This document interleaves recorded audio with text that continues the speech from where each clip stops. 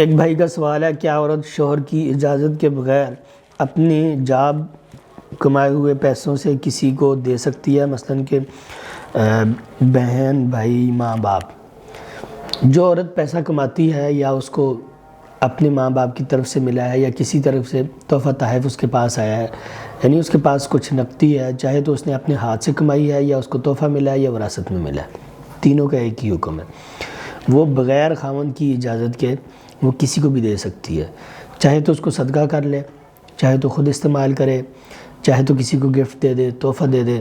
چاہے تو اللہ کے راستے میں خرچ کرے، یا جو بھی جس طرح انسان کا مال ہوتا ہے ذاتی مال، اس میں جس طرح کا وہ تصرف اس کے لیے جائز ہوتا ہے وہ سب تصرف اس عورت کے لیے جائز ہے۔